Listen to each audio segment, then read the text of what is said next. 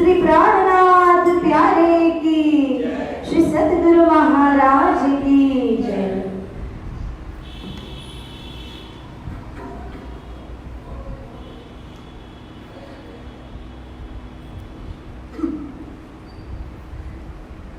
बोलो श्री प्राणनाथ प्यारे की जय, श्री धाम के धने की जय, महाराज श्री भाई जो राज की जय, महाराज श्री छत्रसाल जो की जय, स्वामी श्री दादास महाराज की जय, श्री वेदक साहिब जो की जय, सर्व सुंदर साध की जय। श्री बंधु सदगुरु चरण को करो धनि प्रेम प्रणाम, अशुभ हरण मंगल करें श्री देव चंद्र जी नाम, श्री प्राणनाथ निज मूल पदे, श्री महराज सुनाम, तेज कुंवर श्यामा युगल को पल पल करो प्रणाम, तेज कुंवर श्यामा युगल को पल पल करो प्रणाम। लो श्री प्राणनाथ प्यारे की जय।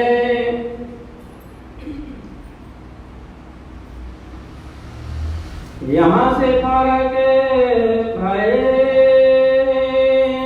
सोलोत्रों के साले, वास्ते गाँव बसावने आए जूनागढ़ के हाले, आए जूनागढ़ के हाले, सत्रोत्र यहाँ रहे अठोत्र के बरस,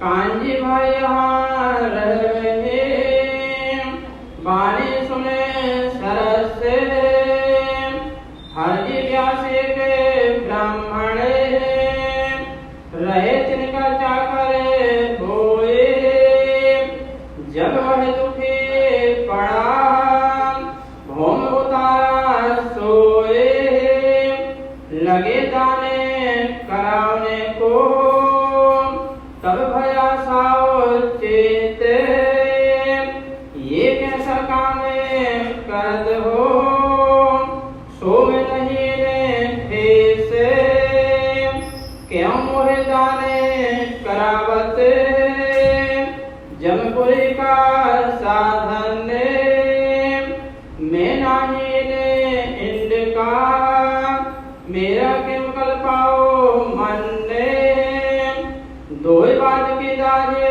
इनमें से लिए जात हो मैं, जाको में हाँ कहे सो नाना कहे किनने, सो नाना कहे किनने।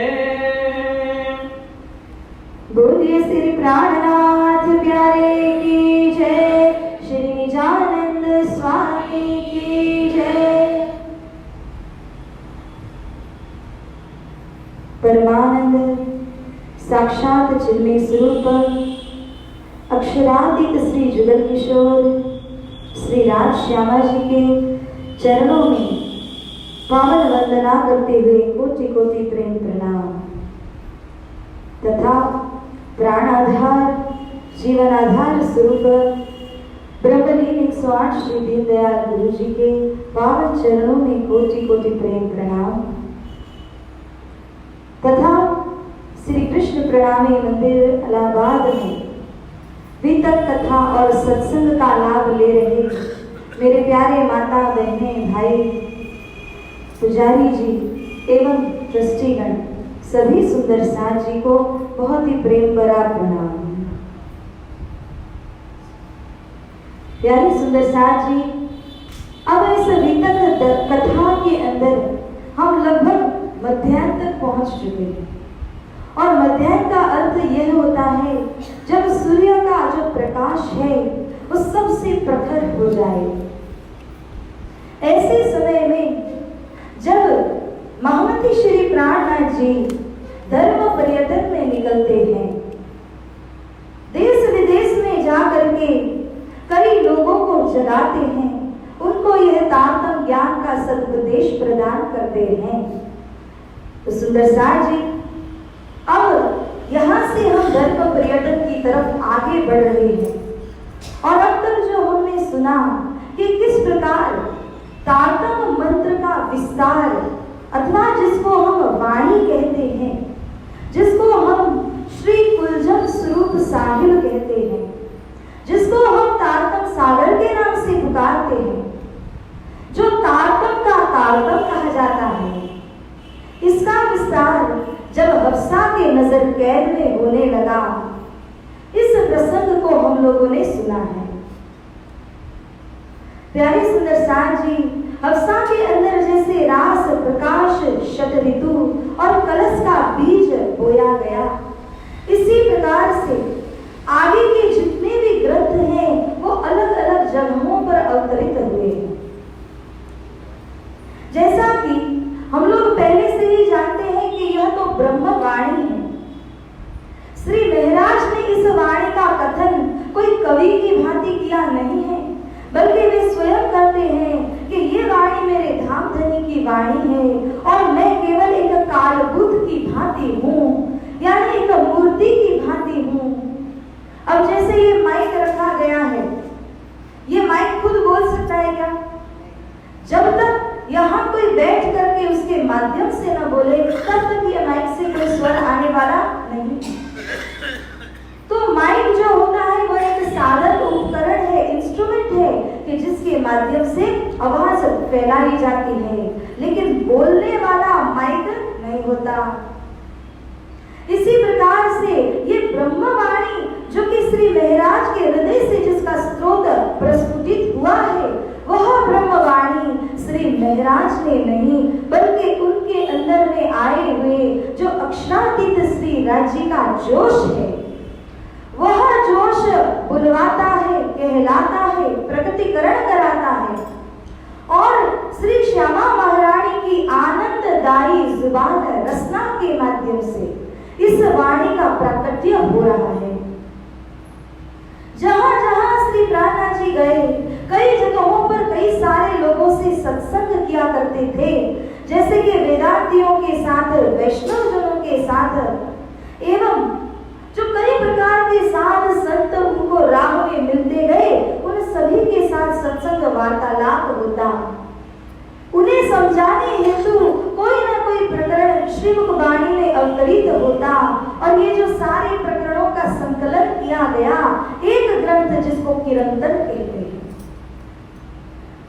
इसी प्रकार से जो कलश है उसका बीज तो कहाँ प्रस्फुटित हुआ? हफ्सा में, लेकिन यहाँ से लेकर के जो विस्तार हुआ है वह सूरत की मजल में जाकर के ग्रंथ पूर्ण होता है। फिर इसी प्रकार से जब रामनगर की ओर गए, तब वहां रास ग्रंथ की जो रामतें थी, उनमें से कई रामतों का अवतरण रामनगर में हुआ है। एवं अनूप शहर को जब जाते हैं, तब सनंद ग्रंथ का अवतरण होता है। और जितने ग्रंथ गुजराती भाषा में अवतरित हुए थे, वो सारे ग्रंथों को हिंदी भाषा में बनाया गया, क्योंकि सबको सुगम जान के कहूंगी हिंदुस्तान। हिंदुस्तानी भाषा एक ऐसी भाषा है जिसमें सर्व भाषाओं का मिश्रण है। श्री प्राणनाथ जी ने गुजराती भाषा में अवतरित प्रकाश और कलश ग्रंथ की जो वाणी थी, इसे हिंदी भाषा के अंदर अनुवाद किया जब वे उत्तर भारत दिल्ली आदि की तरफ गए थे। इसी प्रकार से परम धाम संबंधी जो जितनी भी वाणी है, खुलासा माध्यम हो, खिलवत माध्यम हो, परिक्रमा, सागर, सिंगार, सिंधी और मार्फत सागर भी, इस सभी का प्रकटीकरण हुआ है श्री पन्ना जी में। तो इस प्रकार से कहा कि भया पन्ना में बड़ा तूल। परम धाम का वर्णन परिक्रमा ग्रंथ के अंदर 25 पक्षों का वर्णन आता है, जिसकी शुरुआत तो रामनगर में हो चुकी थी, लेकिन जब पन्ना पहुंचे तो इसका बहुत भारी विस्तार हुआ और पन्ना जी में जाने पर ये सारी जो वाणी परम धाम संबंधी है, जिसे हम मार्फती दर्जा का ज्ञान भी कहेंगे। ये सारी जो वाणी थी वो मुख्य रूप से श्री पन्ना जी ने प्रकट हुई जब शाकुंतल सखी के साथ मेला हुआ, जहां ज्यादा मात्रा में परमधाम के सुंदर सात समुदाय उपस्थित थे। तो इस प्रकार सुंदर साथ जी, हम और भी आगे देखें तो जो क्यामतनामा ग्रंथ है, उसमें जो बड़ा क्यामतनामा है, इसका अवतरण हुआ है चित्रकूट में।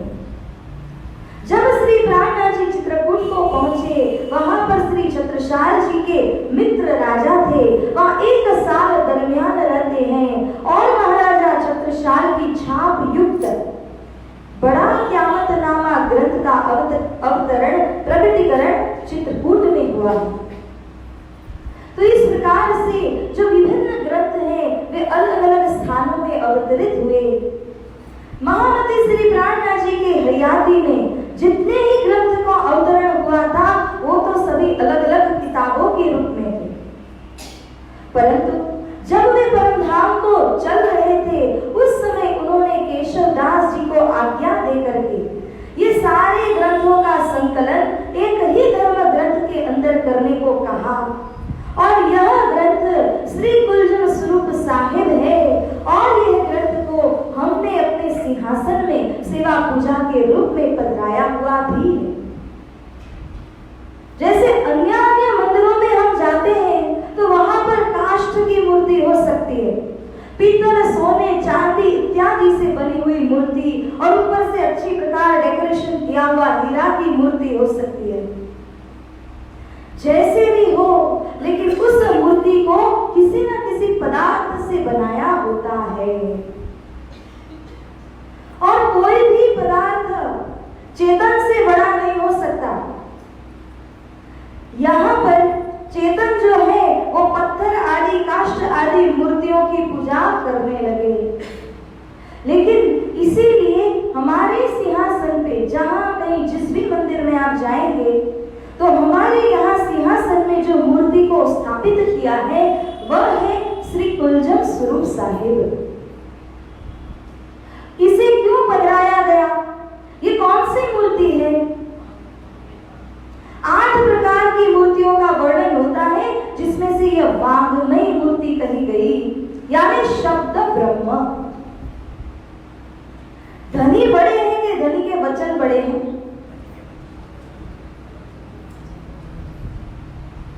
यहाँ कह सकते हैं कि धनी के वचन बड़े हैं। क्यों? धनी से मिलान कराने वाले धनी को हम प्राप्त कर सके, इसीलिए धनी की ये वाणी, ये वचन, यही सहायक है। मेरे मीठे बोले साथ जी, हुआ तुम्हारा काम, प्रेमई में मग्न होइयो, खुला दरवाजा धाम। महामती श्री प्राणनाथ जी अपने वाणी के अंदर जो मीठे मधुर वचन कहते हैं, इन वचनों के माध्यम से सुंदर सात का कार्य सिद्ध हो जाएगा। क्योंकि इन्हीं वचनों को समझने पर तीनों लीला जो ब्रह्म सृष्टि की लीला है, 5 स्वरूप जो श्री राजी ने धारण किए हैं, उस सारी लीलाओं का भेद भी समझ में आएगा और स्वरूप क्यों आए, कब आए, क्या करके गए, ये सारी बातें भी खुलस्त हो जाएंगी। तो हमारे धनी को जो प्राप्त कराने वाले हमारे धनी के ही वचन हैं, वो धनी से भी और बढ़ करके हैं हमारे लिए। सुंदर साथ जी, हम परमधाम से यहाँ संसार में आए तो हमने किस माध्यम से आए हैं? कौन से अंग के माध्यम से आए हैं?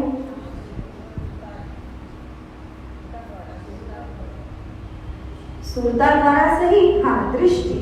दृष्टि माने नजर, देखने के हिसाब से आए हैं ना। लेकिन जब हमें यहाँ से जाना है तो हम किस अंग के द्वारा जाएंगे? हमारे इंद्रियों में जो कान है ना, इसके माध्यम से जाना है। क्यों? क्योंकि जो जितना यहाँ ज्ञान परोसा जा रहा है वो सब श्रवण ग्रहण करते हैं। पहले तो बाह्य श्रवण ही ग्रहण करेंगे, फिर उसके बाद में वह गहराई में उतरता हुआ हमारे अंतस्करण के अंदर मन से बुद्धि, बुद्धि से चित्त और चित्त के बाद आत्मा तक प्रवेश होता है। तो उसका जो द्वार है वो कान से जा रहा है, इसीलिए यहाँ ज्ञान को अधिक विशेषता दी गई है। और हम जो कुलजन स्वरूप साहिब को पधराते हैं उसके अंदर हमारे धनी श्री प्राणनाथ श्री कृष्ण जी की ही वाणी यहाँ पर रखी हुई है। उसी को हम पूजा अर्चना सभी कुछ करते हैं, क्योंकि धनी के वचन ही धनी का स्वरूप है। तो जितना हम अष्टप्रहर के अंदर सेवा, पूजना, भाव, भक्ति, आराधना करेंगे वो सब किसके प्रति? तो हमारे धनी जो कि कुलजन स्वरूप साहिब के रूप में विराजमान है, हम उनके प्रति सारी आराधना करते हैं।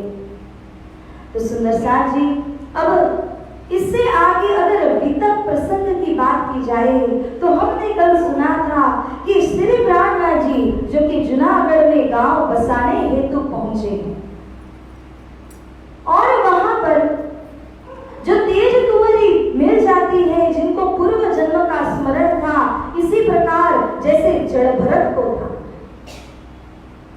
पहले वे भरत नाम के राजा हुआ करते थे। राजपाट छोड़ करके उन्होंने बड़ी ही तपस्या की और उस तपस्या करते करते उन्हें क्या था कि मुझे मोक्ष मिल जाए, इसीलिए तप कर रहे थे। लेकिन अंतिम में जब हिरण के बच्चे के अंदर मोहित हो जाते हैं तो अंतिम क्षण में मोहित होने पर हिरण की योनि में, मृग योनि में जाना पड़ा। जब मृग योनि में गए, लेकिन पूर्व जन्म की याद थी उनके अंदर, उस योनि को भुगत करके जब वह पुनः आ जाते हैं मनुष्य तन के अंदर, तब वापस से मनुष्य तन में तो आए, लेकिन जड़ की भांति रहने से किसी को सुनते नहीं, किसी का कहा मानते नहीं, तो जड़भरत नाम पड़ गया। पूर्व जन्म की स्मृति थी कि मैं किस प्रकार से भूल चुका था और इसीलिए मुझे मृग योनि में जाना पड़ा और मेरी मुक्ति पाने का जो प्रोसेस था उसमें बाधा पड़ गई थी। तो जैसे पूर्व जन्म की स्मृति इनके अंदर थी, वैसे ही यहाँ तेज कुंवरी के अंदर भी अपने पूर्व जन्म की स्मृति थी और इसी से उन्हें पता है ये जो पुरुष यहाँ खड़े हैं वे मेरे पूर्व जन्म के पति हैं। अमलावती सखी जान करके उनके आत्मा से संबंध जोड़ते हैं श्री महाराज। इस समय जब वे जूनागढ़ में थे तो यहाँ श्री सदगुरु स्वरूप के एक शिष्य जिनका नाम था कांची भाई, ये कांची भाई भी वहां पर उपस्थित थे। अब हरजी व्यास एक ब्राह्मण रहे दिन के चाकर होए, जब वह दुखी पड़ा तब भोम उतारा सोई। वह कांची भाई एक ब्राह्मण हरजी व्यास के घर में नौकरी किया करते थे, चाकरी का काम था। तो कांची भाई को पता है कि हरजी व्यास की अवस्था बहुत नाजुक हो चुकी है और इन लोगों की मान्यता ये है कि जो पलंग के ऊपर शयन करते करते अगर अपना तन छोड़ दे तो उसकी अच्छी गति होगी नहीं। इसीलिए ऐसे कोई मरते हुए पुरुष को नीचे जमीन के ऊपर में लेटाया जाता है। जब ये हरजी व्यास ब्राह्मण की अवस्था अत्यंत नाजुक हो गई तब उन्हें वहां पलंग से उतार करके जमीन के ऊपर में लेटाया गया। कांजी भाई ये सब कुछ देख रहे हैं, अपने मालिक की क्या हालत हो रही है। और इसी समय में जो उनकी धर्मपत्नी थी सेठ जी की, उन्होंने आतुरी दान करना शुरू किया। आतुरी दान वह है कि अपने जीते जी जब कोई दान किया जाता है, गौदान है, भूमि दान है इत्यादि, वो दान करके उसके फल को जब पाया जाता है इसको आतुरी दान कहते हैं। तो ब्राह्मण की पत्नी ने बिना सोचे बिना समझे वह आतुरी दान को शुरू कर दिया। ब्राह्मण को उस समय इतना होश न होने पर उन्हें पता नहीं था। जैसे ही वे कुछ होश में आए और उन्होंने देखा कि मेरे नाम से मेरी पत्नी आतुरी दान कर रही है, तब उनसे ये बात सहन नहीं होती।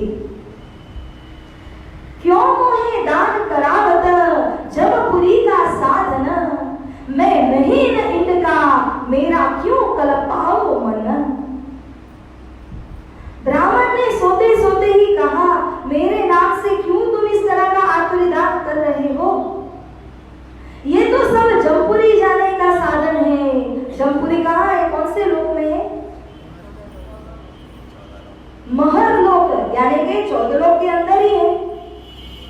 जितना कर्मकांड के माध्यम से फल को पाया जाता है वो सब संयमपुरी का साधन कहा जाता है। 14 लोक से परे नहीं जा सकते। तो इसीलिए वो सेठ जी यहाँ पर डांट देते हैं अपनी पत्नी को, यह कहते हुए कि मैं नहीं इंद्र का, इंद्र माने कि 14 लोक, तो ये 14 लोक ब्रह्मांड के अंदर का मैं नहीं हूँ। क्यों मेरे नाम से दान करते हो? क्योंकि दान करोगे फल लगेगा, फल भी 14 लोक के अंदर ही लगेगा। और इस फल को मैं नहीं चाहता हूँ क्योंकि मैं 14 लोक से परे का हूँ, 14 लोक के अंदर का नहीं हूँ।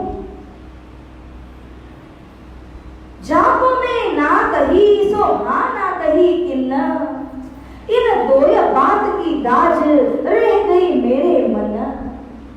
पुनः वे और भी समझाते हुए कहते हैं कि मेरे मन में 2 चीजों का बड़ा ही गर्व है, जिस गर्व को लेकर के मैं मर रहा हूं। जिस बात को शास्त्रार्थ आदि के अंदर अगर मैंने हाँ कर दिया तो किसी ने भी इस बात की मनाही नहीं कर सके, मेरे हाँ को ना में परिवर्तित नहीं कर सके। और यदि किसी बात में मैंने ना कह दिया हो तो उस ना को हाँ में परिवर्तित नहीं कर सके हैं। ये 2 बातों की जलन दाज को लेकर के, एक अभिमान को लेकर के मैं मरता जा रहा हूँ और तुम हो कि मेरे नाम पे आकुरी दान कर रही हो। इस प्रकार के जब वचन कहे तो कांजी भाई ये वचनों को सुन रहे थे। एक तो शुगन सो कहे जो होवे वासना धाम, क्यों ये जिरदार रहे या के पूरे मनोरथ मन। कांजी भाई ने जब सुना तो उन्हें लगा ऐसे शुगन वचन कोई अन्य नहीं कह सकते, ऐसे वचन मात्र वही कहेंगे जो परम धाम के वासना में हो। वे ही हैं जो 14 लोक के परे से आए हैं और 14 लोक के परे जाने का लक्ष्य भी रखते हैं। हो सकता है कि ये ब्राह्मण भी किसमें हो? वासना में हो, ब्रह्म सृष्टि में हो सकता है कि इनके अंदर अंकुर भी हो। इसीलिए आवश्यक है कि इनके आत्मा को जगाया जाए और इनको परमधाम संबंधी ज्ञान दिया जाए। जब हर्षि व्यास को ये स्थिति को देखा, कांची भाई श्री महाराज के पास में गए और श्री महाराज से कहते हैं आप स्वरूप यही जूनागढ़ में पधारे हैं, मेरे सेठ जी भी जूनागढ़ में ही है, उन्होंने ऐसे ऐसे वचन कहे हैं। तो हे महाराज यदि वे वासना के अंदर हो तो आप उनकी आत्मा को जगाइए, और जो यदि मान लो कि वह ब्रह्म वासना में न भी हो, अंकुर न भी हो उनके अंदर, तो भी क्या हुआ, कम से कम उनका वह अभिमान तो चकनाचूर हो जाए। तो इस प्रकार से श्री महाराज को जब सुना तब उन्होंने कांची भाई से कहा ठीक है मैं आऊंगा, लेकिन उससे पहले इनकी अवस्था को ठीक करने का काम सेवा आपकी होगी। तब से लेकर के जो कांजी भाई हैं वो तरह तरह की शाक तरकारियां, हरी सब्जियां, जो कुछ भी एक ऐसे व्यक्ति जो बीमारी में चल रहे हैं उनको अच्छे प्रकार से सेवा किया जा सके, वो सब कुछ बाजार से जुटाते हैं और यहाँ ला करके उनको तरह तरह की जो शाक तरकारी खिलाना है वो सब कुछ खिला करके उनकी तबीयत में अब सुधार आने लग जाता है। जब तबीयत सुधरने लगी तो सबको बड़ा आश्चर्य लगा, ये तो मरते मरते वापस जीने की अवस्था में आ चुके हैं। एक दिन ब्राह्मण ने पूछा कांची भाई से, अरे तुम्हें क्या चाहिए, तुम मेरी इस प्रकार की सेवा कर रहे हो कि जो परिवार के सदस्य भी न कर सकें, क्या तुम्हें मुझसे कोई आवश्यकता है तो मांगो, मैं तुम्हें देने के लिए तैयार हूँ। जब इस प्रकार कहा तब कांची भाई कहते हैं नहीं सेठ जी अभी नहीं, आप पहले पूरी तरह से ठीक हो जाएंगे ना, फिर उसके बाद में मैं मांगूंगा, इस वक्त मांगने की कोई आवश्यकता नहीं है। फिर कुछ दिन हुए और कांची भाई अच्छी प्रकार से सेवा करते करते जा रहे हैं और अब सेठ जी जो है वो लगभग अच्छे हो चुके हैं। तब सेठ जी ने कहा जो 1000 रुपए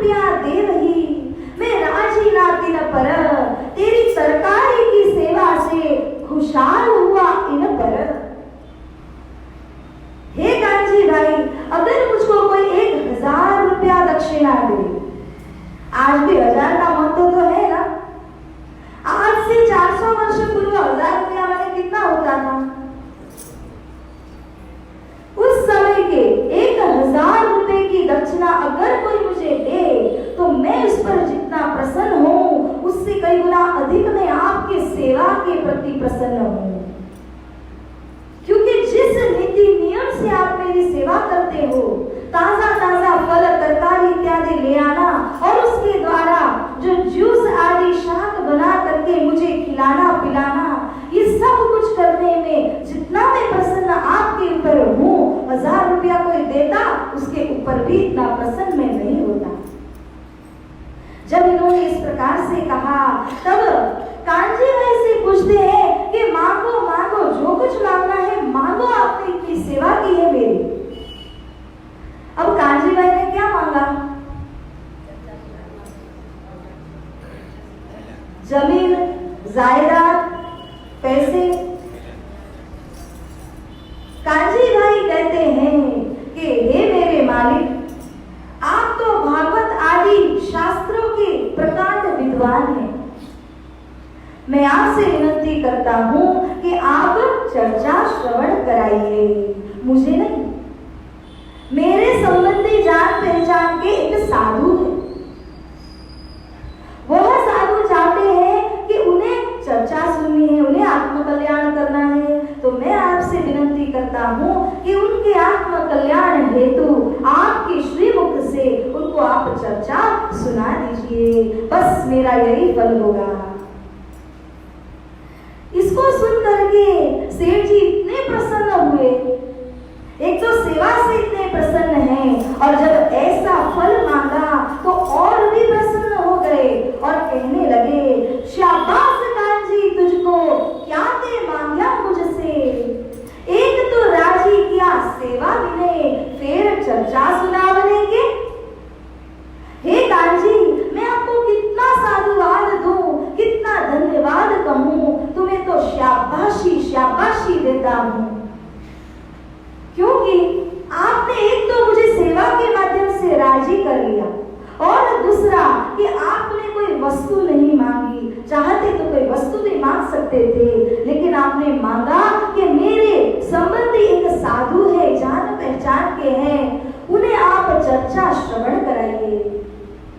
बहुत ही खुश हो गए हरजी व्यास और उन्होंने कहा, बुला करके उन साधु को ले आइए, उनके रहने की सुविधा भी मैं मिलान कर दूंगा। जब श्री महाराज यहाँ पर आते हैं, उनको एक जगह एक ठाम दिया गया रहने के लिए हरजी व्यास ब्राह्मण के द्वारा।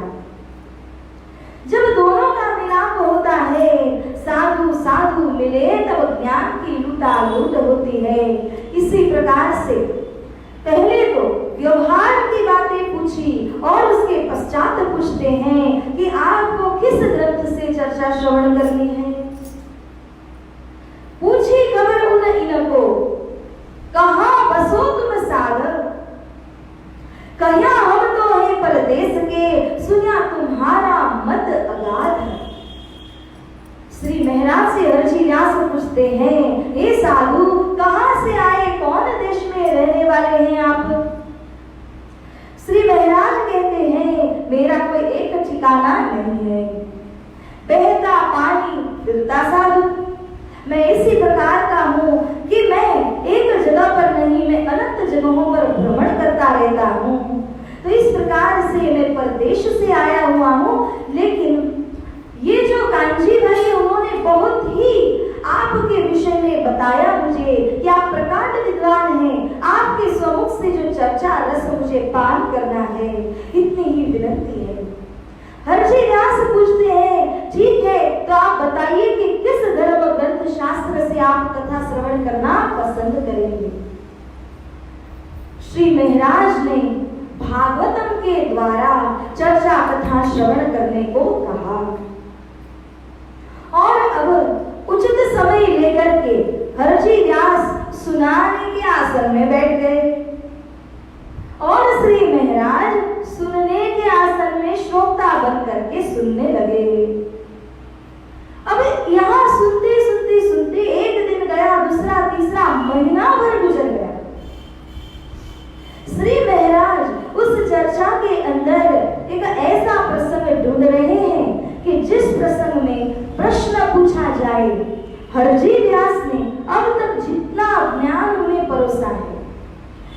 ज्ञान के आधार इन्हें प्रश्न पूछ करके इन्हें यह पूछा जाए कि ये किसका मैदान है, किसका घर है।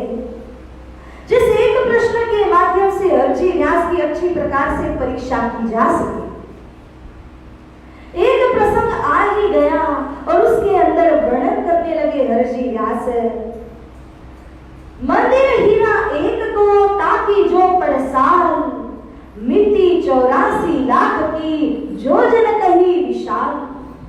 वर्णन में आता है कि एक देव जो हैं उनके घर के आगे की पड़साल, आंगन जो होता है ना, वह आंगन 84 लाख योजन का लंबा चौड़ा है। जब आंगन इतना विशाल होगा तो घर कितना विशाल होगा, और जिस घर में वे रहने वाले स्वरूप वे कैसे विशाल स्वरूप होंगे। अब इसी बात को श्री महाराज ने पकड़ लिया और उनसे प्रश्न करते हैं। पूछत धाम धनी तहाँ यह कौन को ठौर, पूछत फेर धनी तहाँ अध ऊर्ध हित एह। महाराज जी ने प्रश्न यहाँ उठाया कि हे हरजी व्यास, जिस चौगान की आपने इतनी चर्चा की वो किसका घर है और किसके घर की यह चौगान है। क्योंकि इतना विशाल चौगान हो तो घर और स्वरूप उसमें रहने वाले कितने विशाल होंगे। तो हे हरजी व्यास, मैं करबद्ध विनती करता हूँ, आप मुझको बताइए कि ये स्थान हम जिस पृथ्वीलोक में रहते हैं उससे अधर है, मतलब नीचे की दिशा में, कि ऊर्ध्व है, ऊपर की दिशा में है, अथवा तो कित एह, कहां पर ये ठौर आया हुआ है, इसकी चर्चा आप मुझको करके समझाइए। अब हरजी व्यास के पास जितना ज्ञान था उसी ज्ञान के अनुसार उन्होंने बताया कि ये है आदि नारायण का ठौर। लेकिन श्री महाराज जानते हैं कि ये जो उन्होंने उत्तर दिया है वह ठोस रूप से नहीं दिया है। अभी भी उनके अंदर जिन्होंने जवाब दिया उनके अंदर दुचुकता है, ये बात उन्हें पता थी। इसीलिए श्री महाराज ने और भी जोर लगाते हुए पूछा, उनके चरणों को ग्रहण करके पूछा कि हे हरजी व्यास, चौकस करके बताइए ना कि ये आदि नारायण का ठौर आप जो बता रहे हैं वो कहाँ आया है। क्यों? क्योंकि आज दिन तक आपने जो चर्चा करके मुझे बताई उसमें आपने कहा 14 लोक बने हुए हैं, 14 लोक प्रलय के अंदर नाश होने वाले हैं, और ये 14 लोक के अंदर 3 गुण का विस्तार है, 5 तत्वों का विस्तार है। जब प्रलय के अंदर 5 गुण, 5 तत्व और 3 गुण ही नहीं रहेंगे तो ये जो ठौर है वो कहाँ रहेगा? इस स्थान को निश्चित करके आप बताइए। जब यूं करके प्रश्न पूछते हैं तब यहाँ हरजी व्यास जो थे उन्हें ठोस रूप से पता नहीं था। उनका जवाब अब बदल गया और उन्होंने कहा कि ये तो शेषशाही नारायण भगवान का ठौर है। बदलते जवाब को देखकर श्री महाराज ने और भी टटोल दिया कि इन्हें हद संसार के अंदर कौन कहाँ आया, क्या कार्य वे कर रहे हैं, इसके विषय की पूरी तरह की सूझबूझ नहीं है। तो इसीलिए श्री महाराज ने देख लिया कि इनमें ज्ञान की चौकसता नहीं थी। चर्चा तो सुना रहे थे लेकिन जिस प्रकार से जिसका ठौर नक्की करना है वो नहीं कर सक रहे थे। और श्री महाराज उनके चरणों में लोटपोट होने लगे। अरे ब्राह्मण जी, आप ही बताइए ना, आप नहीं बताओगे तो और कौन बताएगा? आपके समान विद्वान तो कोई है ही नहीं। जब इस तरह से कहने लगे तब कहिया कटु वचन आचार्य को, इनो ऐसे ही लिखे शुकन, तो मैं इत क्या करूं, क्या निशा करूं मौलिन। बोलो श्री प्राणनाथ प्यारे की, श्री सद्गुरु महाराज की। उन्होंने कटु वचन कहा और वह भी शास्त्रकारों के प्रति कहा। मैं क्या करूं हे भक्त, क्योंकि जो शास्त्रकार हो गए हैं उन्होंने अपने ग्रंथों के अंदर कहीं शेषशाही वर्णन किया है, कहीं आदि नारायण का वर्णन किया है, लेकिन इसके द्वारा मैं क्या समझ सकूं जब शास्त्रकारों ने ही इस बात का निर्णय नहीं किया है। मैं आपको किस प्रकार सांत्वना दूं, कैसे आपकी निशा में करूं, इस तरह से जब कहा, इसी बीच में जब ये संवाद चल रहा था, कांजी भाई भी खड़े थे। ये कांजी भाई आते हैं और श्री महाराज के कानों के पास में जाकर के कहते हैं, क्या कहा? तब कांजी ने कहा, कछु अक्षरातीत की पूछो बात, देखिए क्या जवाब करत है, सुने इनके मुख विख्यात। बोलो श्री प्राणनाथ प्यारे की, श्री सद्गुरु महाराज की। कांजी भाई आए और श्री जी के कानों में कहा कि हे महाराज, आप इन्हें क्यों अक्षरातीत का कोई प्रश्न नहीं पूछते हैं? जब यूं कहा और बोलते, इनके मुख से सुने कि ये क्या विख्यात यानी विस्तार पूर्वक हमें क्या ज्ञान देंगे, देखा तो जाए। जब इस वचन को सुना तब आया जोश श्री जी को, दिया धक्का कर हाथ। इनको क्या पूछे, क्या है इनमें, ये तो धक्का अक्षर के साथ, ये तो धक्का अक्षर में शुद्ध नहीं अक्षर, तो ये अक्षरातीत की क्या देंगे उत्तर? बोलो श्री प्राणनाथ प्यारे की, श्री सद्गुरु महाराज की। श्री महाराज यहाँ कहते हैं, हे कांजी भाई, यदि मैं इनको अक्षर ब्रह्मांड के अंदर का प्रश्न पूछ रहा हूँ तो भी ये झूला झूला रहे हैं। कभी आदि नारायण कहते हैं, कभी शेषशाही नारायण कहते हैं। इन्हें यहाँ के नारायण क्षर पुरुष का तो पूरी तरह पता नहीं है, तो क्षर के परे जो अक्षर है, जिन्होंने सृष्टि की रचना की, इनको वो कैसे जानेंगे? और यदि आप कहोगे अक्षरातीत की बातें पूछे, तो वो अक्षरातीत के विषय की तो इनको सुध ही नहीं है।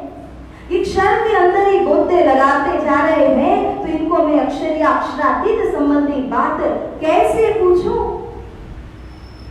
जब इस प्रकार का उत्तर दिया, हरजी व्यास समझ गए, हाँ ये कोई श्रोता नहीं थे, श्रोता के आसन में बैठे हुए थे परंतु श्रोता नहीं थे। इनके पास जो ज्ञान विवेचन है वो मुझसे भी बढ़कर है, ये समझ गए उन्होंने। अब यहाँ जो हरजी व्यास है, वो हरजी व्यास को समझ आने के बाद श्री प्राणनाथ जी उनसे कहते हैं, हमको पठाए हक ने, तुमको राखे तिन्न, जिन पर मेहर भगवान की, गुमान भान करे रोशन। प्राणनाथ जी ने हरजी व्यास को समझाते हुए यह बताया कि देखो, मुझे पठाने यानी भेजने वाले कौन है? हक है, परमात्मा स्वरूप है। आप जो कि मरने वाले थे, लेकिन आपके जीवन को रखने वाले, जीवन दान देने वाले, वह भी परमात्मा है। ऐसी कृपा उन्होंने आपके ऊपर में क्यों की है? क्योंकि जिनके ऊपर भगवान दया करते हैं, वो ये अवश्य ध्यान करेंगे कि मेरे भक्त के अंदर कोई गर्व, कोई अभिमान, कोई अहंकार न आ जाए। हमने हीरबाई का दृष्टांत सुना, सद्गुरु स्वरूप ने क्या किया उनको समझाने के लिए, क्योंकि भक्त के अंदर यदि अहंकार अभिमान आए तो प्रभु को सहन नहीं होगा।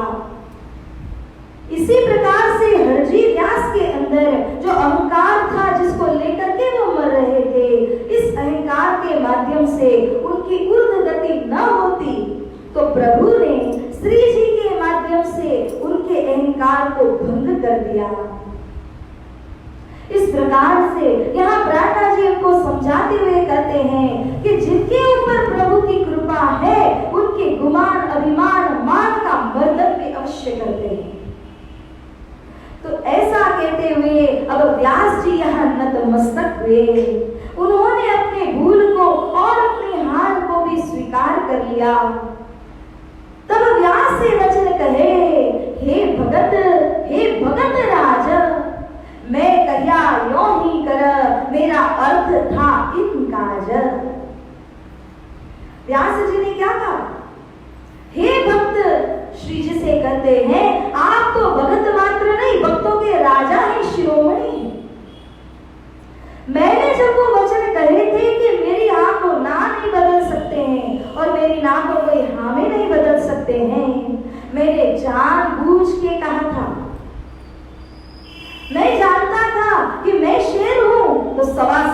निकल जाएंगे।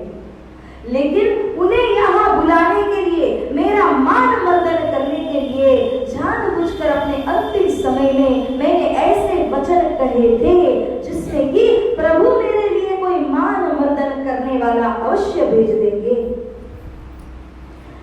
शीश नवायो चरण तर, तुम हो ब्रह्म स्वरूप, मेरो मेटन गर्व तुम, धरी आए निज रूप।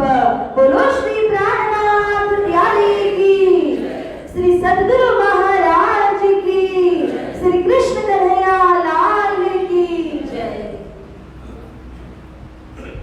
तो यहाँ अब जो हरजी व्यास हैं वे श्री प्राणनाथ जी से कहते हैं, शीश को मैं नमाता हूँ आपके चरणों में, क्योंकि आप ही ब्रह्म स्वरूप के रूप में आए। आपने मेरा मान मर्दन किया, मुझे सही मार्गदर्शन किया है। आपके ज्ञान आधार अब मैं समझूंगा शर क्या है, और उससे परे जो अक्षर और अक्षरातीत की बातें हैं इनको मैं ग्रहण करने के लिए बैठूंगा।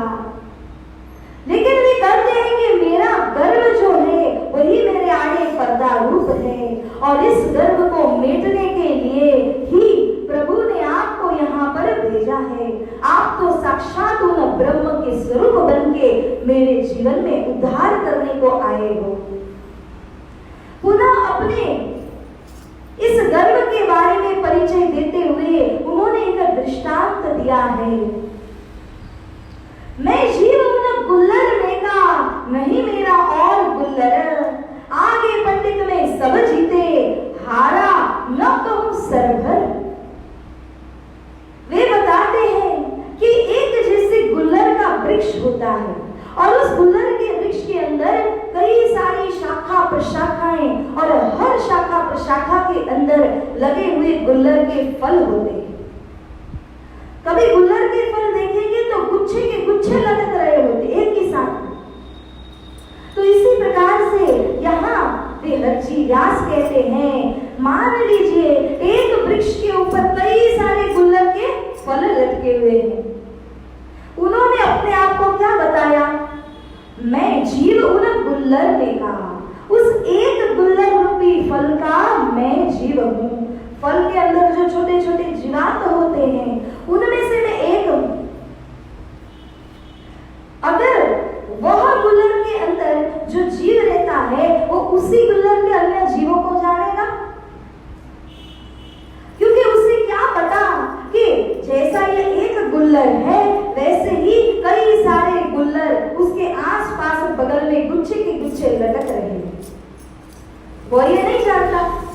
और उन गुल्लर के अंदर कितने जीव हैं उसके जैसे ही इसका परिचय भी उसमें नहीं होता। इतना ही नहीं, वह गुल्लर का गुच्छा तो एक स्थान पर हुआ, लेकिन ऐसे ऐसे गुच्छे उसी डाली के ऊपर में और कितने हैं। ऐसी डाली एक वृक्ष में एक नहीं है, कई हैं, और हर डाली में गुच्छे के गुच्छे गुल्लरों के लटक रहे हैं। जिस प्रकार से कई डाली और कई गुच्छे लटक रहे हैं, वो सारी डालियों का आश्रय उस मूल वृक्ष के साथ में जुड़ा हुआ है। ये वृक्ष जमीन के साथ में जुड़ा है, जमीन के आधार पर खड़ा हुआ है। वह बेचारा गुल्लर के अंदर का जीव, ब्राह्मण अपनी तुलना किससे कर रहे हैं, गुल्लर के अंदर के एक जीव से करते हैं। तो वे कहते हैं कि मैं तो उस गुल्लर के अंदर का जीव हूँ, और उस जीव को क्या पता कि अन्य इतने सारे गुल्लर हैं। एक डाली में कई गुल्लर हैं, ऐसी कई डालियां उस वृक्ष में जुड़ी है, और ये डालियों का मूल वृक्ष पृथ्वी में आधारित है। ये बेचारा वो जीव क्या समझे, क्या जाने। पुनः वह जिस पृथ्वी के ऊपर में आश्रित है वह तो 5 में से एक तत्व है, पंच तत्व का एक तत्व है, और जो पंच तत्व का निर्माण उन पर ब्रह्म स्वरूप ने किया हुआ है, तो वो बेचारा छोटा सा जीव ये सब बातों को क्या जाने।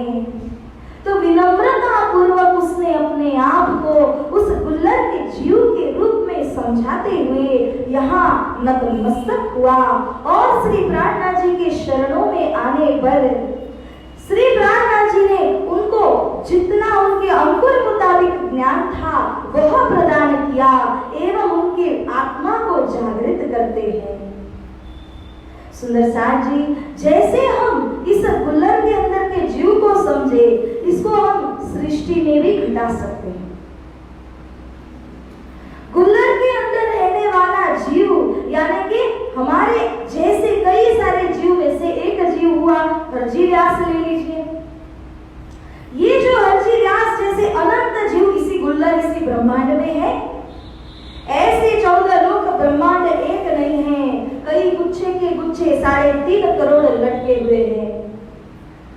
और ये सारे जो हैं वो मूल वृक्ष निराकार के साथ में जुड़े हुए हैं। पुनः ये वृक्ष भी कहे तो पृथ्वी के आधार है, और ये जो पृथ्वी है वो भी अक्षर ब्रह्म सृष्टि रचयिता ने बनाई हुई है। यहाँ का एक साधारण जीव वो क्या जाने कि मैं जिस वृक्ष के साथ में जुड़ा हुआ हूँ, लगा हुआ हूँ, वो पूरा वृक्ष किसने रचना किया और कहां से आया, वो किसके सृष्टि रचयिता में आता है, इस बात की खबर उस जीव को कैसे हो सकती है। तो इस तरह कहते हुए वह जो ब्राह्मण थे हरजी व्यास, वे श्री प्राणनाथ जी के शरणापन्न होते हैं। अंकुर मुताबिक ज्ञान लेकर के उनके आत्मा को जागनी की जाती है। बोलिए श्री कृष्ण कन्हैया लाल की, बोलिए श्री प्राणनाथ प्यारे की, श्री सद्गुरु महाराज की। जब यहाँ श्री प्राणनाथ जी थे तब यहाँ पर एक इल्हाम होता है, आकाशवाणी होती है, उनके हृदय से एक दैवी आवाज पुकार होती है। इस दैवी आवाज के अंदर में श्री महाराज को पता चला कि मैं यहाँ हूँ, लेकिन मेरा जो नौतनपुरी धाम है वह संकट में आने वाला है। यहाँ से तुरंत जूनागढ़ से जाते हैं जामनगर। जामनगर में जा करके जब वहां की परिस्थिति को देखा तो पता चलता है कि अहमदाबाद के बादशाह कुतुब खान, जिन्होंने और म्याद बढ़ा करके दी थी कर्ज चुकते करने के लिए, लेकिन जामनगर नरेश ने कर्ज को चुकते नहीं किया है। इसी कारण से अब कुतुब खान जो है वो जामनगर के ऊपर चढ़ाई करने वाला है, युद्ध होने जा रहा है। और यदि यह युद्ध हो गया तो जो मूल दानी है नौतनपुरी धाम में वह भी संकट में आ जाएगी। इतना ही नहीं, गुरुपुत्र बिहारी जी है, सभी सुंदर साथ है, सभी को कष्ट होगा। इसीलिए श्री महाराज यहाँ पर पुनः जब धाम में आए, नौतनपुरी में सब बात का पता किया, तब लगा कि कुतुब खान से और कुछ समय की म्याद लेनी चाहिए और फिर उनके कर्ज को चुकते कर देना चाहिए। फिर विसोत्तरे जाम सत्ता की लई दीवानगिरी सब, सारा कशाला सिर पर खींच लिया तब, बोलो श्री प्राणनाथ प्यारे की। बैटरी डाउन, बोलो श्री प्राणनाथ प्यारे की, श्री सद्गुरु महाराज की। विक्रम संवत 1720 की जो साल है, इस साल के अंदर श्री महाराज दीवानगिरी का पद लेते हैं। जब उन्होंने दीवानगिरी का पद स्वीकार किया, मंत्री पद को लेकर के जामनगर के राजा के सहित अहमदाबाद को जाते हैं ताकि कुतुब खान के साथ में सलाह की जाए। और इस प्रकार से सबके ऊपर जो कसाला होने वाला था, जो दुख कष्ट पड़ने वाला था, वो सब उन्होंने अपने सिर पर खींच लिया। जब वहां गए तो कुतुब खान ने और म्याद देने से मना कर दिया। इतने बार मैं म्याद दे चुका हूँ, समय आगे दिया है, फिर भी कर्ज चुकते नहीं किया, अब क्या भरोसा कि इस बार में तुम कर्ज चुकते कर दोगे। जब यूं करके पूछते हैं तो एक शर्त भी रख देते हैं कि मैं म्याद एक शर्त पे दूंगा। जामनगर राजा से कहते हैं कि तुम यदि अपने इस मंत्री महाराज को मेरे पास में रखोगे, 1 साल की मुद्दत में तुमको दूंगा।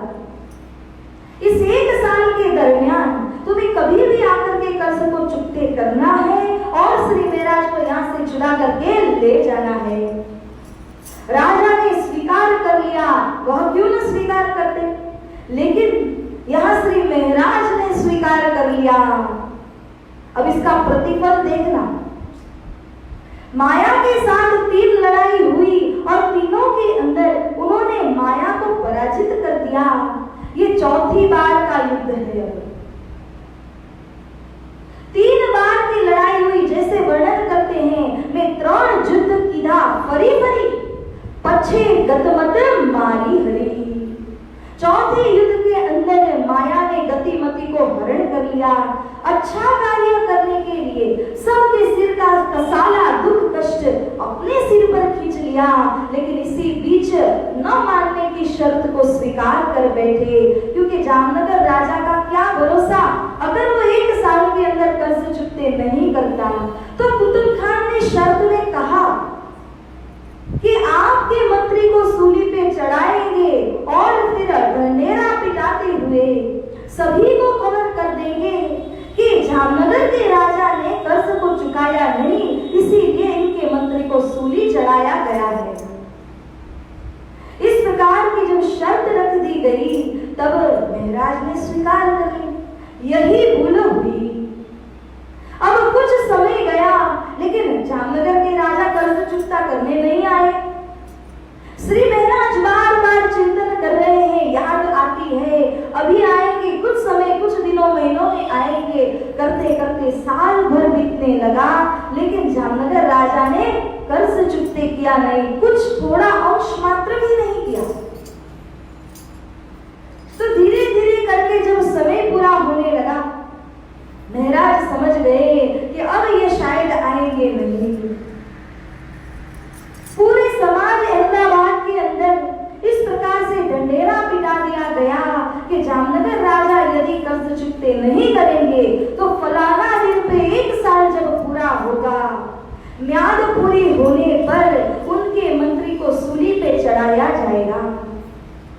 पहरा भी सख्त कर दिया, कोई आकर के मिल न सके, मिलने वाले जो निकटतम हो वही आकर के मिल सकते हैं।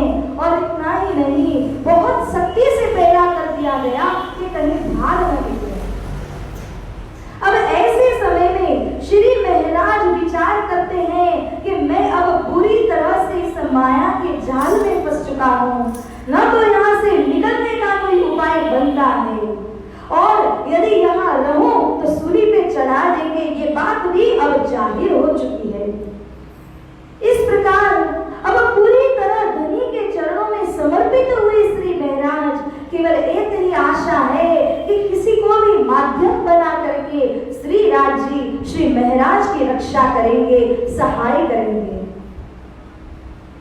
अब आशा मुखी हती श्री इंद्रावती, सखियों में अग्रगण्य इंद्रावती सखी आशा मुखी होकर के, जैसे कि छोटा बालक जिसको भूख लगी बोल नहीं पाता, वो अपने माँ का मुख देखता है, माँ समझ जाए मुझको दूध पान करे, इसी प्रकार से आशा मुखी होकर के इंद्रावती सखी अपने धनी से रक्षा की पुकार करते हैं।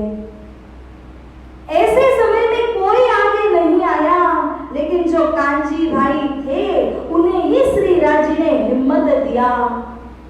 एक शोभा प्रदान करते हैं श्री राज जी कांजी भाई को। भरे निछावर कांजी नगर अहमदाबाद। अब यहाँ वितरकार कहते हैं अहमदाबाद के अंदर किस प्रकार से कांजी भाई प्राणनाथ जी के ऊपर समर्पित हुए, धर्म के ऊपर समर्पित हुए, सदगुरु स्वरूप के भविष्य के ऊपर समर्पित हुए। किस प्रकार से उन्होंने श्री महाराज को सहाय करके यहाँ से छुड़ाया। जैसा कि सभी जानते हैं कि श्री महाराज की पत्नी यानी कि फूलबाई, जाहिरी संबंध तो फूलबाई के साथ पहले ही हुआ था, वो तो अब है नहीं।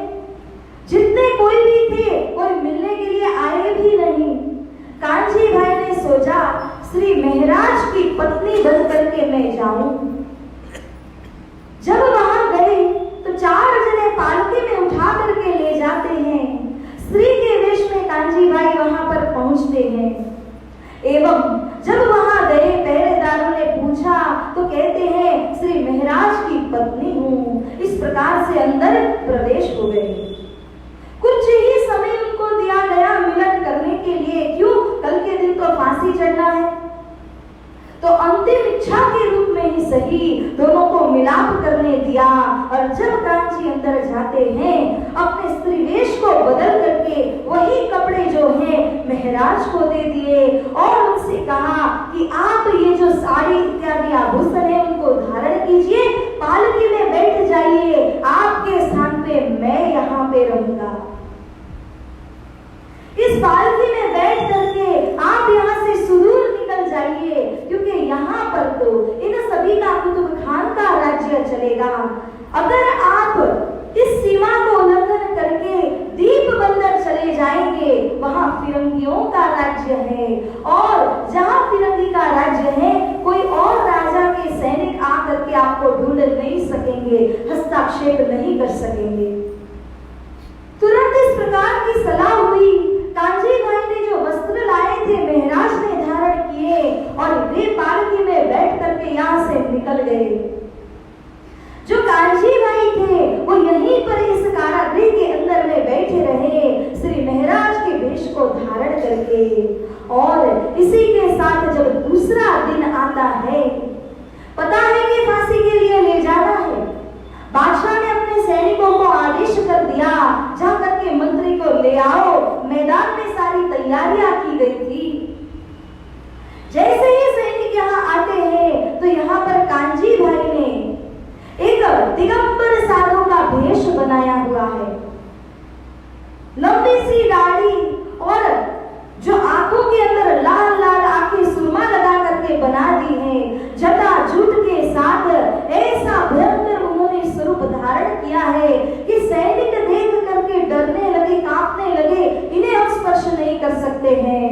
क्योंकि जैसे जैसे समय नजदीक आने लगा वैसे वैसे अलग जगाने लगे, और समय नजदीक आता वैसे स्वर ऊंचा बढ़ता जा रहा है। इस प्रकार से करते करते जो कांची भाई हैं वो स्वयं सैनिकों से कहते हैं, हे सैनिकों, तुम में अगर हिम्मत नहीं है मुझे ले जाने के लिए तो चलो मैं स्वयं चलता हूँ। स्वयं निकल गए और जिस स्थान में फांसी लगनी थी वहां पर पहुंच गए। बादशाह की भी वहां उपस्थिति थी। कुतुब खान के आगे यहाँ कांची भाई ने कहा, हे बादशाह, तुम जिसको सूली पे चढ़ाने जा रहे हो उसकी क्या गलती? वह तो अच्छा कार्य करने गए कि सुलह हो जाए। गलती तो जामनगर नरेश की है, तो यदि सूली पे चढ़ाना है तो उन्हें चढ़ाना चाहिए। उनके निर्दोष मंत्री को चढ़ाने से तुम्हें क्या मिलेगा? और तो और धर्म ग्रंथ कुरान के माध्यम से बता दिया। क्या कुरान के अंदर यही बात लिखी है? गलती एक करे सजा दूसरे को दी जाए, बोलो क्या यही इंसाफ करने को बताया गया है? तब जाकर के कुतुब खान की आंखें खुली और उन्होंने इस फांसी को यहीं स्थगित कर दिया, रोक दिया। कांची भाई को भी फांसी नहीं चढ़ाई गई। और जैसे कांची भाई ने श्री महाराज को कहा था कि ये एक खेल है, खेल के अंदर एक और खेल मैं करूंगा, मैं भी शेर के मुंह में जा तो रहा हूं लेकिन ऐसे ही उसको चबाने नहीं दूंगा, युक्ति करूंगा, बचा तो धनी की कृपा, दीप बंदर आके आपसे मिलूंगा, नहीं बचा तो मूल मिलावा में मुलाकात होगी। बोलो श्री प्राणनाथ प्यारे की। जब इस प्रकार से कांची भाई ने उस बादशाह को समझाया तो बादशाह ने अपनी भूल को स्वीकार किया कि मंत्री निर्दोष है, इसमें इनका कोई दोष नहीं कि जिसमें फांसी की सजा उनको दी जाए। और तो और बादशाह ने भूल को स्वीकार करके जो मलिदा रूपी फल होता है, जो बड़े बड़े राजा महाराजाओं का आदर करते हुए दिया जाता है, वह मलिदा रूपी फल खिला करके कांची भाई को यहाँ से विदा दिया और राजी होते हुए इस बंधन से मुक्त हो करके कांची भाई यहाँ से निकलते हैं और जहाँ श्री महाराज गए थे उनके पास में पहुंचते हैं। सुंदर सा जी भीतर कार यहाँ करते हैं, भय निछावर कार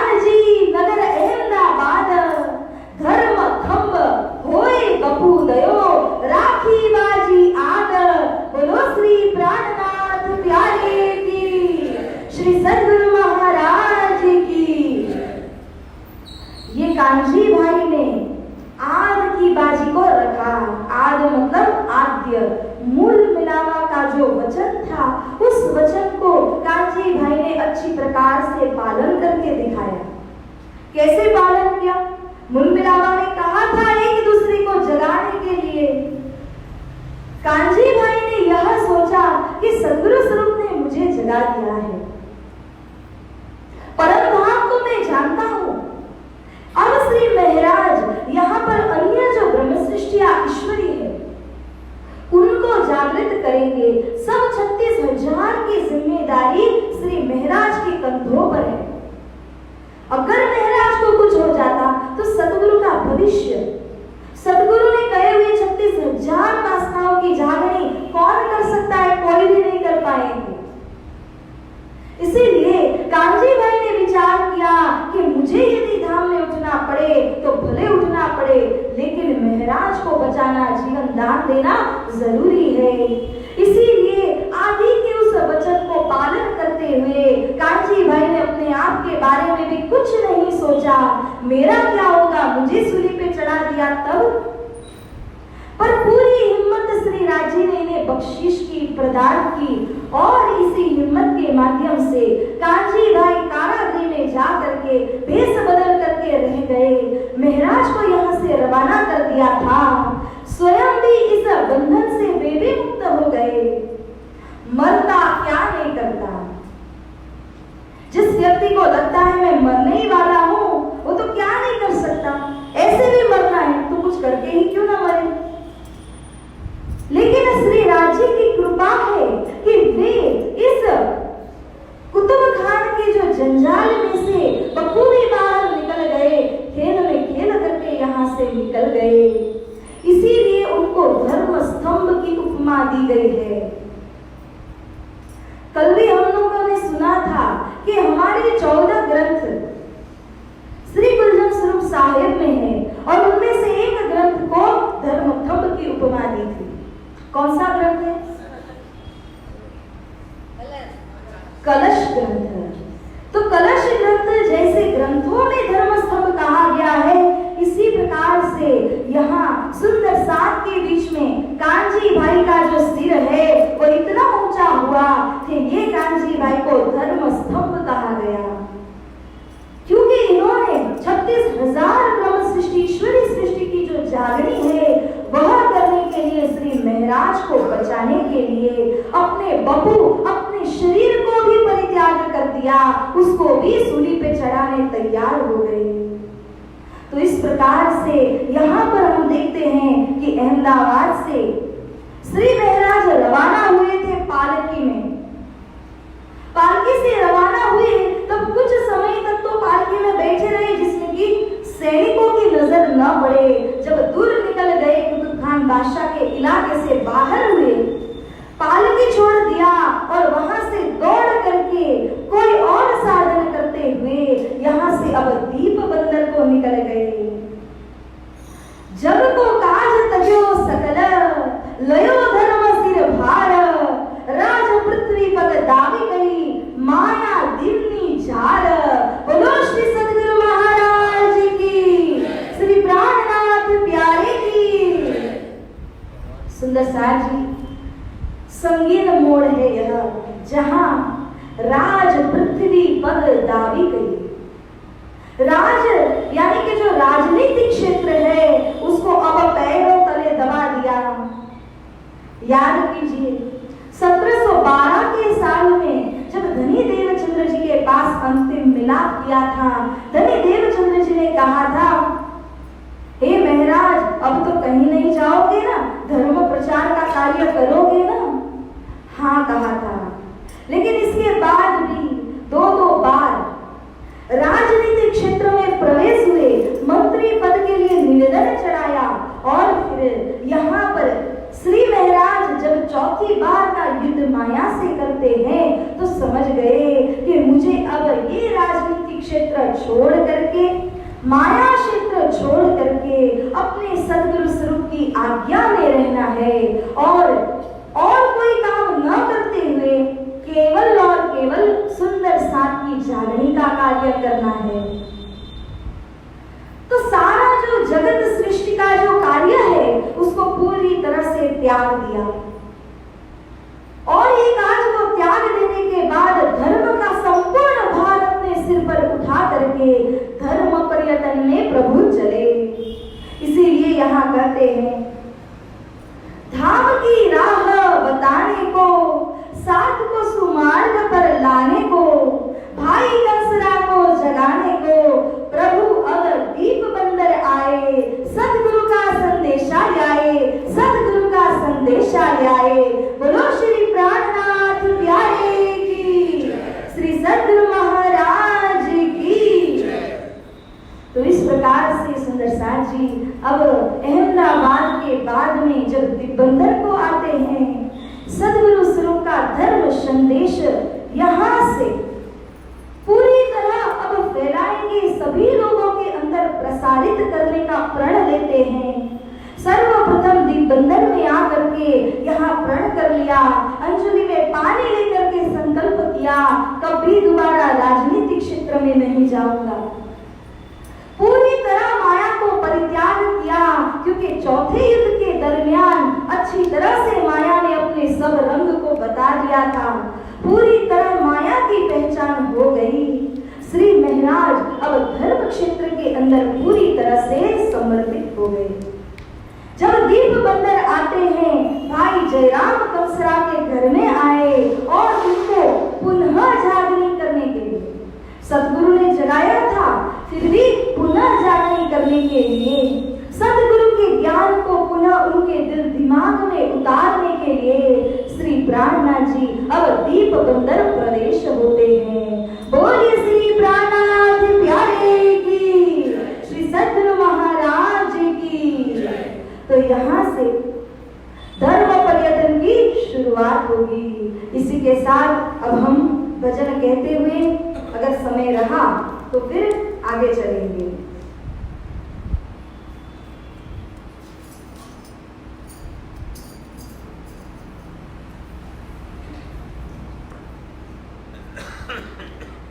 भूले हैं धाम की जमात, जगाने प्राणनाथ जी आए। भूले हैं धाम की जमात, जगाने प्राणनाथ जी आए। भूले हैं धाम की जमात, जगाने प्राणनाथ जी आए।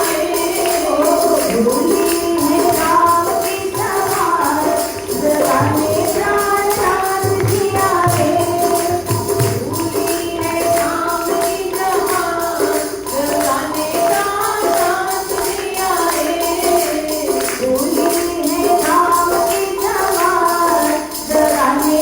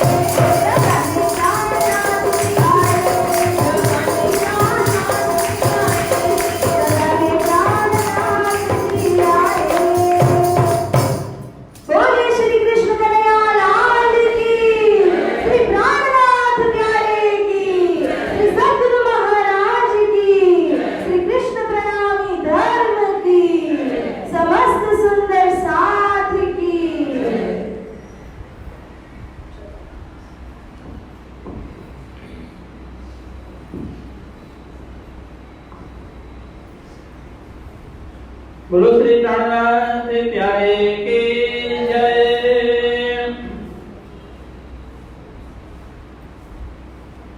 श्री मामद कहे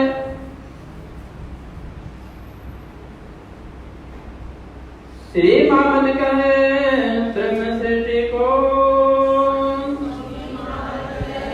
ब्रह्म सृष्टि को माया में खेल के कहे माया में खेल की कही अब आगे भी कहो अब आगे भी कहूँ ये जो भी तक भाई ये जो भी तक भई ये जो भी तक भाई ये जो भी तक भई।